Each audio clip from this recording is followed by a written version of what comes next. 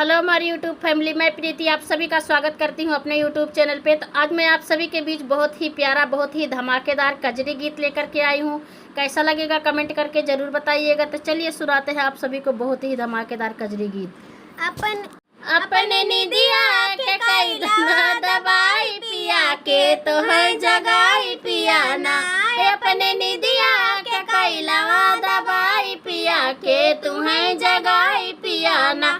एक तो गोदी में गदेला दूसरे सासू के झमेला, एक तो गोदी में गदेला दूसरे सासू के झमेला। तीसरे रोज रोज के तू है जगाई पिया कई नवा दवाई पिया ना।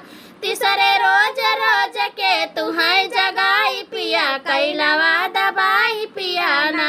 हमने निदिया के कई नवा दवाई पिया के तो है जगाई पिया ना।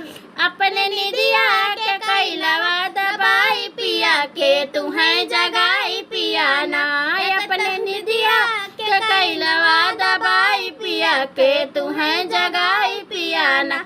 एक तो गोदी में गदेला दूसरे जेठनी के झमेला, एक तो गोदी में गदेला दूसरे जेठनी के झमेला। तीसरे रोज रोज के तू है जगाई पिया कई नवा दवाई पिया ना। तीसरे रोज रोज के तू है जगाई पिया कैलवा दवाई पिया ना।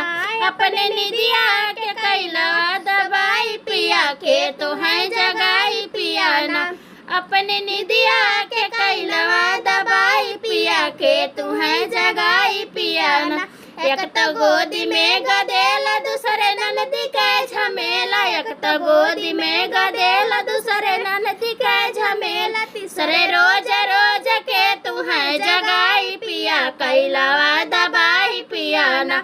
तीसरे रोज रोज के तू है जगाई पिया कैलवा दवाई पिया ना। अपने निदिया के कैलवा दवाई पिया के तू है जगाई पिया ना। अपने निदिया के कैलवा दवाई पिया के तो है जगाई पिया ना। अपने निदिया के कैलवा दवाई पिया के तो है जगाई पिया ना।